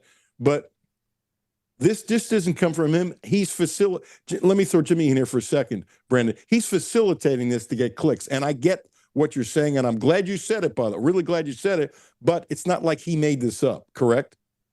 No, yeah, I'm sure other people saw it, but it's kind of like the engagement farming posts, stuff like this, where everyone looks at it and they go, what's the issue? Yes, and well put. Well put. Anybody has an issue with, I'm sorry. He's an adult. He just, first of all, there wasn't enough time for him to get drunk. Second of all, I'm not accusing anyone of anything. And third of all, this is the dumb tweet of the day. You know, I need to start doing this. The dumb tweet of the day. That's a good segment. Really? I mean, why? He has a beer after a game. I'm sorry. I get on tangents. The beauty of, Twitter has some great information, but it's also the beauty of stupidity. It's just the beauty of stupidity. Okay, I got to ask you this. Vandy's got a hell of a team. Byronton, I'm going to assume that they will pay him whatever they have to pay him to keep him. Vandy has more money than I think people realize because they keep it private, and they got tons of donors. And I'm not saying he's going to be the highest paid coach next year, but he's going to quickly rise. What he's done at Vandy is great. Give him all the credit in the world. But does Kentucky have an advantage? Is this a game? Look, they can shoot. We all know they can shoot, okay? And the way they spread the court, Memorial Magic, what they call it, and all that kind of stuff. But could this be a game for Marino? I mean, they're not the best team in the world inside. And what he's done, he's taken his talent all to his credit and using it to his advantage. With Marino's athleticism and quickness and size, I can see him, I'm not going to say he's going to have 18 points and 6 rebounds and 5 assists and 3 blocks again. That was just, I'm off by one of them. But you know what I'm saying? The game he had like that was just crazy good. I think he's important tonight. I don't think he can score no points tonight for Kentucky and win. I'm not trying to put pressure on the kid, but I think they're going to need some inside presence, especially tonight, because Vandy ain't going to the Final Four based upon their inside game. Right. I mean, I think the area where he could really impact this game is on the offensive glass. Vandy is very average when it comes to rebounding. They don't start anybody over 6'7". Their starting 5-man is 6'7". They play one guy who's 6'10", and that's the only real size that they have. And that guy's not an overly physical player. He's probably a little bit more like Malachi, quite frankly, Jalen Washington off the bench for them. So yes, this is going to be a game where Kentucky is going to need to have a significant advantage around the basket, a significant advantage on the boards, and certainly Malachi Moreno is going to be a big part of that because he has really impressed me this year with his offensive rebounding. I said this the other day. You were talking about freshmen with Jasper Johnson's 3-point shooting. Malachi Moreno is one of 3 freshmen nationally who rank in the top 100 of individual offensive rebounding percentage and block percentage. Really? Yeah, one of 3 freshmen in the country. Repeat that again. That's really powerful. So Malachi Moreno, one of 3 freshmen in the country, top 100 in offensive rebounding percentage and top 100 in block percentage. So that shows that he's obviously protecting the rim and he's getting Kentucky second chances. Those are 2 obviously very important statistical categories for 5 men, and for him to step in and do it at the high major SEC level as a freshman, as the stat shows, that's really not being done elsewhere, especially, when you consider how special this freshman class is and some of the superstars that are running around in this freshman class. For him to do that is pretty telling of what he's brought to the table this year. So I think he's going to have to play a big role inside on both ends of the floor. But I think for him offensively, it's going to be second chances, getting to the foul line off of getting fouled, dunking it on a putback, different things like that. Because you're right, this Vanderbilt team, I mean, I'm looking at it now. I think they're like 220th or something in average height, and the 228th in average height in the country. It's a small team. So Kentucky will need that advantage inside. Now, let me throw on more in Malachi. For a freshman center, he's averaging under a smidgen under 2 assists a game. Is there anybody, and again, no disrespect to Western Kentucky or Transy or somebody like that. I really, no disrespect. But when it comes to major college basketball, programs. There can't be 5 centers in America that are averaging close to 2 assists a game. I would say that's probably pretty fair. Yeah, I mean, with what he's done now as Kentucky's kind of leaned into some of that offense that we saw last year with more of the zoom action stuff and letting Malachi be more of that hub of the offense out on the perimeter. I mean, what was the Tennessee game? He had 6 assists.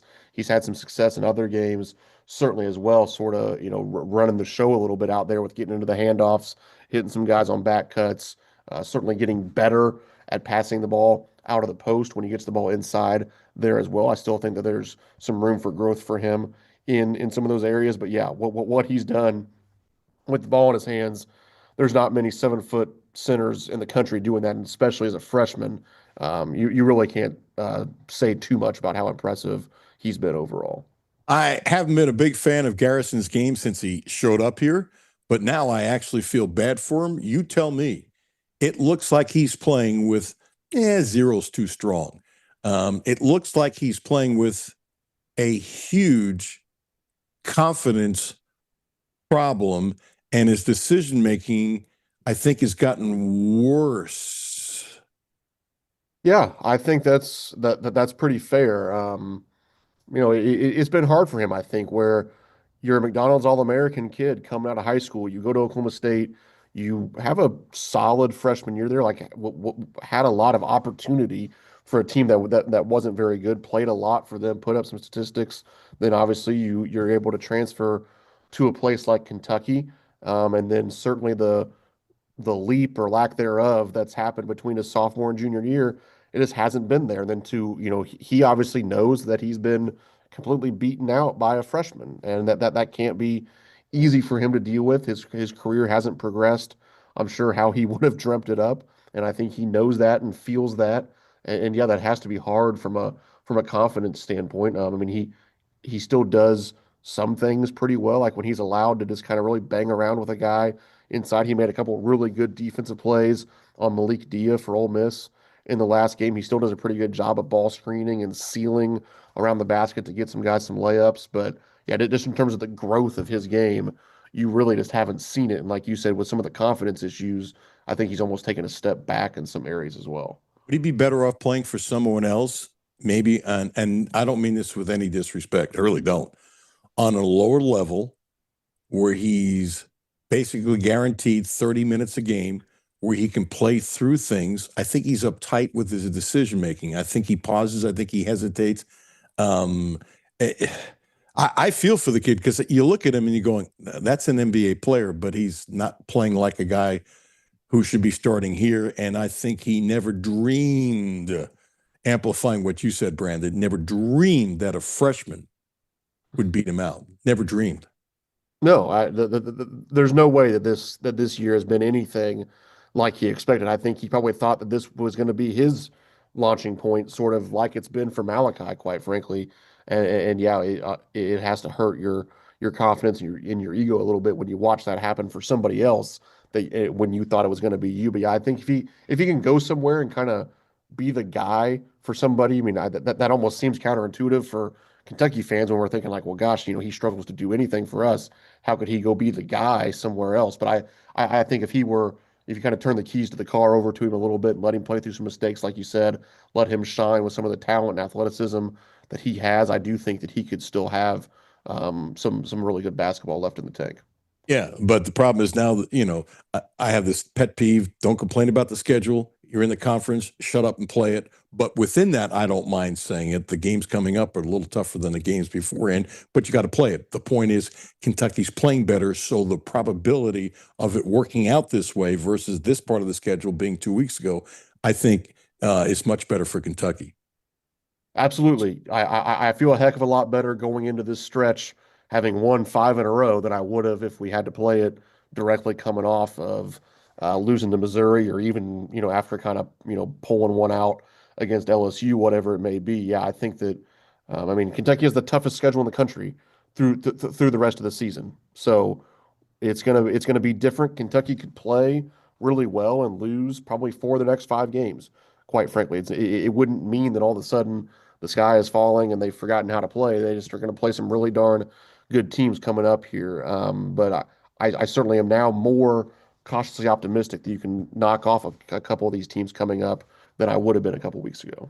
Mr. Ramsey, as always, thank you, sir. Give yourself a great plug, please. Absolutely. You can follow me on Twitter at BRamseyKSR. All the written work goes on KentuckySportsRadio.com. Also host a YouTube show on the Kentucky Sports Radio YouTube channel, Zoom Action with Zach Gagan. So you can subscribe there. Also go subscribe to the Brandon Ramsey College Basketball Show on YouTube. And again, all of that work gets promoted through my Twitter at BRamseyKSR. Thanks for reminding me. I haven't had Zach on in a while. I'm going to text him later today. So there we go. Good dude. Yeah, you guys are really good together. Good for you guys. And thanks. Both you guys are great dudes. Thanks, man. I appreciate you. Yep. Anytime, Alan. Yeah, appreciate it. Brandon Ramsey, thanks for reminding me. I appreciate it. Gene Abel coming up next. Terry Page. Not a very good, a great licensed massage therapist.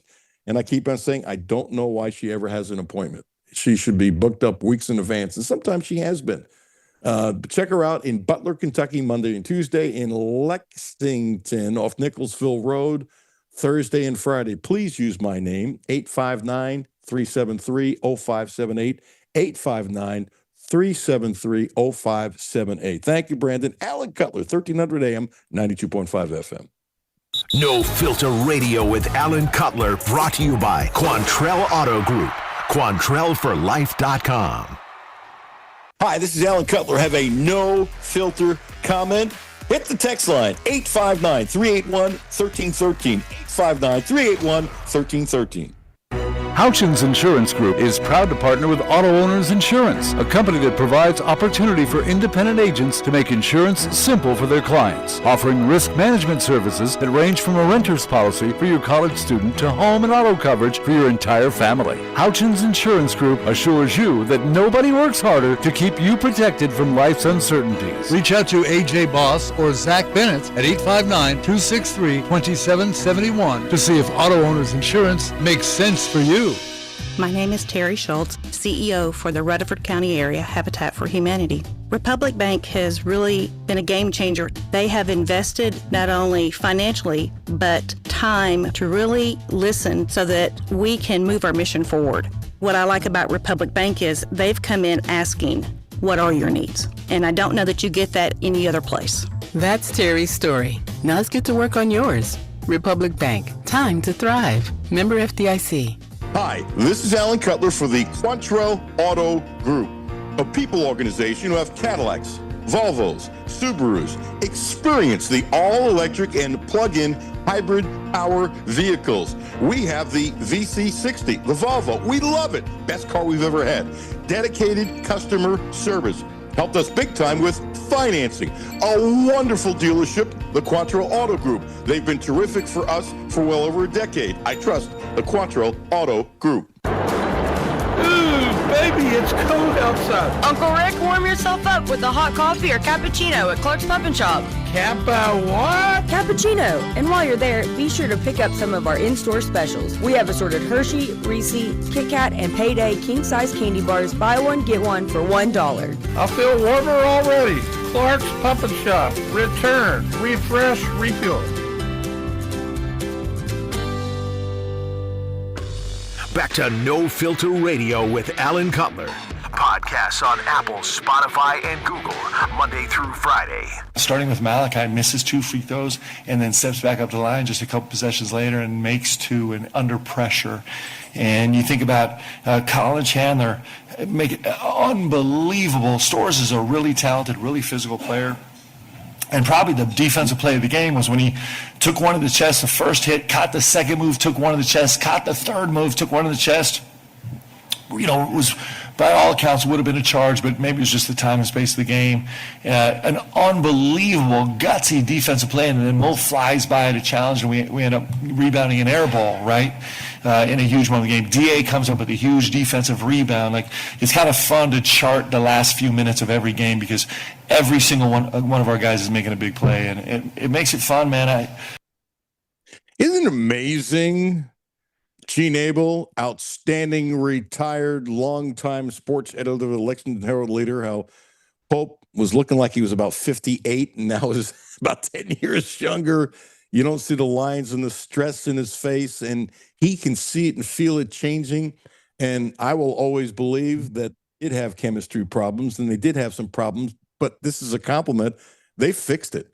So instead of saying we had nothing, which is they can say whatever the hell they want, I don't care. It's more of a credit to them how they've changed and grown collectively. And I look at it this way. I got one more, let me throw at you. I watched BYU last night. BYU in Arizona. I watched some of Duke last night. Kentucky ain't on that level. They're just not. I'm just saying they can still get better. I don't know if they can get to that point, but Duke is really freaking good. I mean, they made Louisville look like a AA baseball team. Outscored them, I think it was 59-27, something like that after Louisville was up by one, whatever. I've got it here in my notes. But and Houston's really good. There's a group of teams, not 10, who are on a different level. Kentucky's not one of them, but they're on their way to the top 25 if they go 2-0 this week. It's interesting how good some of the top teams are. But I think you got to give these kids credit for fixing their chemistry. I would totally agree with that. I think Pope deserves credit. I was pretty hard on him before a few weeks ago. I think they were struggling, but they have adapted. They are playing better. You say he looks 10 years younger. Now Pat Kelsey looks 10 years older in the last month, and it's amazing how that is reversed. And honestly, I think there's some similarities there. I think both teams, Louisville started out hot. They had that big win over Kentucky. Then they had a key injury. Then they started struggling. Now all of a sudden they're looking like a team, where their fans are all over them. They're questioning their coach. They're, questioning their effort. To me, it's the same thing as it was at Louisville.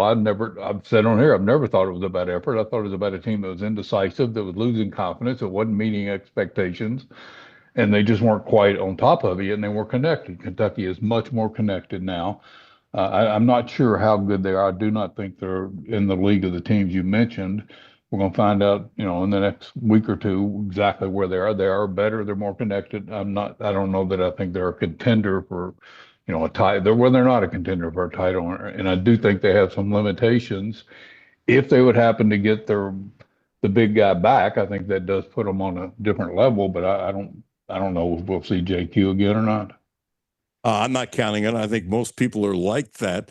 And let's say he could play a week from now. Can't play 30 minutes, and so in reality, if he comes back. And there's nothing wrong with this, he would be a backup to Marino if he could play 15 minutes a game. I look at it this way. The shot clock is really winding down for him. It'd be difficult, I think, but it only takes one team for him to get drafted really high in the NBA based upon them not knowing his knee is okay. And remember, he had that broken bone on top of it. He had the double whammy, and he came back early, and his knee blows up when he works out.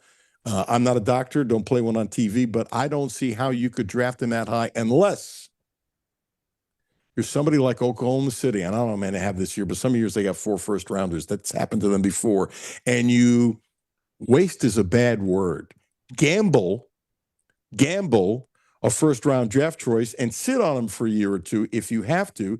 And if knee gets healthy, you might have somebody really special. And it's worth the gamble because anytime you can get someone of that caliber, if he's 100% healthy, anyone they can add to their, top 8, 9 guys is special, and it'd be worth the gamble if they think he might get healthy. Other than that, there aren't a lot of teams I think would touch him. If you're a bad team and you're picking number 7 and you don't know if he can play or not, that's crazy. That's a great way to get your fanny fired as a general manager. Yeah, but we know that league is so into drafting on a ceiling and on potential. I mean, that's been going on to an extreme, I think, sometimes. They'll turn down a proven 22-year-old for an 18-year-old who hadn't done anything based on potential. And you see all the international players they draft knowing they're not even going to get them for 2 years. Jaden Quaintance will be healthy again at some point. I think there's a real good chance of that in the modern medical world, and it's just a matter of whether it's 2 years or next year or whatever. And I think he will be healthy. Now, would I take him in a top 5 or 6 pick? No, but I don't know that he ever was that. If you're talking 10 to 15, I'm not sure I could see that still happening. I agree with you that they draft youth with extreme versus some 22-year-old because they're saying, well, he's got 4 years to get better and something like that. And sometimes they do and sometimes they don't. But health to me is a little bit different. Nobody wants to be the general manager who has one number one draft choice who needs to win to save their job to gamble on that unless you're really sure. Now, a winning team with multiple draft choices, I could see that. But health is different from what to what you're talking about, and I couldn't agree with you more. Some of these kids get drafted 18 and 19, and they never pan out when you got a 21-year-old who's basically ready to play now. Well, one key to that could be, whatever it is, a month after the season when they hold the camps, which you can now go to, if he goes to those and looks perfectly healthy, isn't that going to change it? Yeah. Yeah. Quickly. Yes. But I still think he will play basketball again and play at a very high level. When, I don't know. Well, look, I never thought I'd say this. I don't know if he'll be back at Kentucky. I don't know if he'll be somewhere else or in the NBA. I think all three are on the table. And I wonder if because his father apparently wasn't happy, whatever. But I do know this.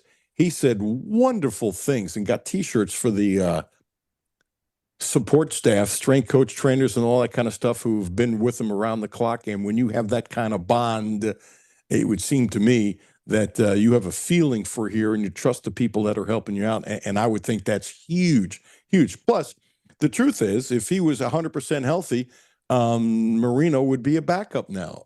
There's no question about that. So he's getting to flourish because somebody else has a problem, just like Aberdeen is getting to flourish because Lowe can't play this year. It's just fascinating how this thing has worked out.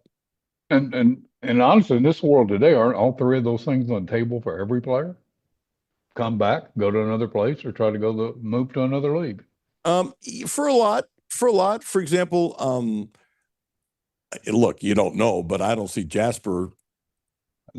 If he doesn't play many more minutes this year, leaving. I could be wrong. He's a Kentucky guy, and I can see him seeing the path where all of a sudden next year he's playing 28, 29 minutes a game. But you're right, it's with a lot of players. But I didn't see, I guess I should have put it this way, Gene. I didn't see at the start of the year that there would be three options for JQ. I just kind of thought he'd eventually get healthy. My guess early on wouldn't surprise me if it was mid-January. I knew no information, but I think these things take longer. And if he played well, then to me, there was no question he'd be gone. And I said in August that you got to give the kid a month to get in shape. You can do all the lifting you want. You can sit in the pool and walk all you want. You can do all those things, but on the court is on the court. And it's not fair not to give a kid a month to get into game shape. Well, he was trying to do that, and his knee blew up. And so I never considered him going somewhere else in college next year. Never. And he might not, and I'm not starting anything. But I think at this point, I don't think you have any idea. I don't think the kid has any idea. I thought it would be more black and white. I did too, because I thought he would be playing. I'm not sure how I see him as a prospect. He's obviously a freak athlete. He plays hard. He can really run for a big kid. He can really jump. In today's NBA world, I'm not sure exactly how good he can be. He does not have a polished offensive game at all, and that doesn't seem like it fits real well. And the comparison is Bam Adebayo. If he becomes that, he's going to be making a whole lot of money someday. But that's the thing he hasn't proven he can do yet.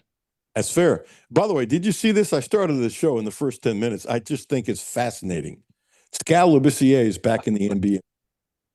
Is he as old as you and I? Close. Okay. I couldn't remember the year, so it was in the story. He was a first rounder in 2016. And actually, if I would have guessed, I would have guessed 2014 or 15. But apparently they're saying it's the sixth NBA season, but they're not all full seasons. And I wonder how many different countries he has played basketball in. He's been in so many leagues across the world, and I respect his determination tremendously. But here's the deal. The fact that he was shooting 55% in the G League, that doesn't really shock me. He got better and that kind of stuff. This is what shocks me. Gene Abel, he's shooting 44% from downtown in the G League. Holy blank. I guess that shocks me a little bit. I'm wondering if can we go to court and get him back on Kentucky team to finish out the year? Would that work out in today's world? Being a while. I do think when he came to Kentucky, if I remember correctly, let's see, was he right after Towns? I think Kentucky. I think Cal. Cal. He came in wanting to be an outside shooter, and I thought this was the first, and I thought at the time Cal made a huge coaching mistake. He tried to make him what his previous big guys have been like Towns, a guy that could run the offense through inside, and that was not his game. It was never going to be his game, and they spent the whole year till late trying to make him that, and that wasn't who he was. And I think I'm not really surprised he can shoot the ball a little bit. His body was sort of a little bit like Bowie at that age, who could really shoot the ball when he was young. But it's amazing. When I saw that today, I was stunned. I thought that guy's still playing. That's amazing. Two things. One, that's a really good point about Cal trying to make him into something he's not. He did the same thing with Towns. He would let him shoot from the outside. He turned out to be as good, if not the greatest. Except I would disagree a little bit on that one. If you look back at Towns' career, when Towns came out after his junior year, he was ranked like the number 1-2 player in the country. By the time he finished his senior year, that was down to like 10 to 15. And the knock was all he wanted to do was shoot outside. He could shoot outside, but he needed to complete that package. And I personally thought Cal did a pretty good job of saying, you can shoot a little bit, but you're going down low where nobody in college can stop you. And then when you go up, you can start going outside again. I'm going to respectfully slightly disagree with you. I think Cal told him he didn't want him shooting threes at all unless it was late in the shot clock, and he didn't want him hanging out on outside. And I recall sitting at Rupp Arena covering a game where he missed a few threes because he was hesitating, and my perception was Cal was in his head like, "Don't shoot the three." We're gonna. Well, I'm not disagreeing with that. What I'm saying is he made a big drop in the rankings his senior year because people were saying all he wants to do is stand outside and shoot, and he's not as good if he doesn't mix it up inside. And I think Cal, whether he told him never do it, I don't know. And I think Cal said we're going inside too, and then he became he was almost unstoppable inside. I do agree with what you're saying. Is that he got a reputation that was probably a little unfair. But you're right about that. It hurt his stock. There's a big guy, doesn't want to go inside and stuff like that. You know, it's amazing how he's wonderful putting the ball on the floor and how many times he hangs with balance, ends up. I don't know anybody in the NBA who's that size who falls down as much as he does because he's off balance when he shoots, and he's got great hands when he shoots the ball off balance. Not good hands. He's got great hands. It's interesting. His skill set as far as hands for a big guy and shooting range and shooting touch and strength and he's got they're on well, that's why he's who he is. He's a great player. He's one of the best players in the league. You know, they're saying that he's not having a good of a year because Brown is making him play harder defense. So he's running out of energy. That's the word in New York. I've seen a couple places. I don't know if it's true or not, but it's not his best year. Let's put it that way. And defense has never been his best asset.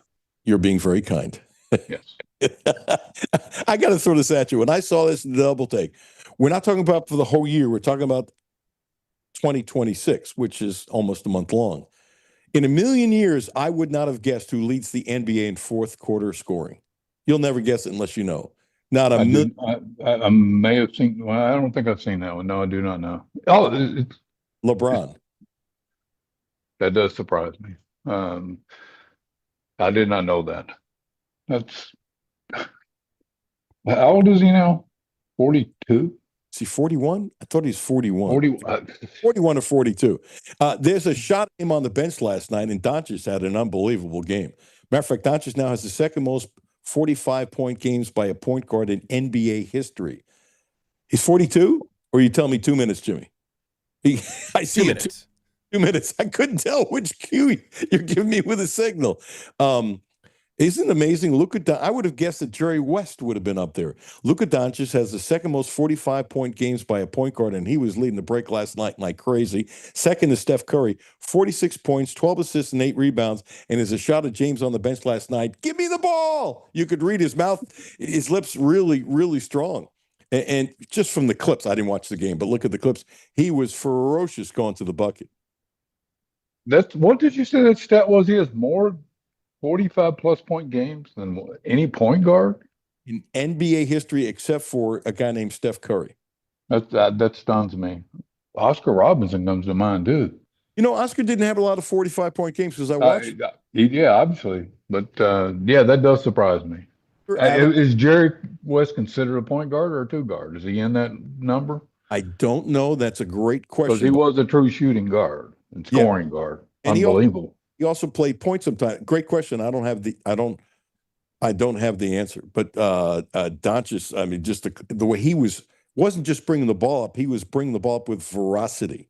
I got 30 seconds left. I wanted to throw this at you. Louisville's up 25-24 last night, and Duke outscores them 59-27. People are getting on Kelsey's case. Duke is really good, and Louisville is not very good. Louisville's really struggling right now. And I think I said this earlier, they do remind me a little bit of Kentucky a month ago. They don't look like they're playing with much confidence. They had a key injury. But yeah, they're getting it right now. And they thought it was, I think the fans, I think Kelsey was the right hire. I think he's going to be a good coach, but they're sort of getting their digression right now. Still think it was a good hire too. Anything else in the world of sports? No, I think I'm looking forward to this game tonight. I think the two keys are rebounding. They got to win the rebounds, but Vandy really loves to turn you over, and they don't turn it over much. I think turnovers and rebounds are the two numbers I'm going to watch. I'm also going to see if Malachi can do some stuff inside, because Vandy is a short team, but they got great hands and they do turn you over. I couldn't agree with you more. Malachi needs to have a good game. Yes. Yes. Hey, Gene, as always, you okay? The weather and all that kind of stuff? Doing great. Lost internet for a little while, but was lucky didn't lose power, and it's unfortunate so many people did. And hopefully, I know it's going to be tough for a few days, but hopefully we'll get through this and everybody will be fine. Amen. Everybody stay warm. Gene, as always, thanks, pal. I appreciate Thank you. I appreciate it, Alan. Bye-bye. Gene, always fun to talk to. Always fun to talk to. That Louisville 59-27 is incredible. Fun day, another fun day. Excited to check out Kentucky and Vandy. And don't forget about our pregame show, ESPN Radio pregame show, 7:30 tonight. Hang out at the District. Stay for the game. And who are the hosts, Jimmy? Matthew Lawrence and Steve Tressler. There you go. Check them out. 7:30 tonight on radio, and go down to the District. And it's a great place to hang out and just watch the game. It's a beautiful thing. So enjoy the pregame show. Jimmy, thank you. Stay warm. And Jimmy, thank you for making it into the station today. It's been a little crazy, and you and Sean have been great with technology, doing a hell of a job keeping us going. So I appreciate you and appreciate Sean, and thank you for all your help as always. Of course. Stay warm. Yeah, amen. Have yourself a great day. Brad Taylor coming up next. Matthew and Jimmy tomorrow.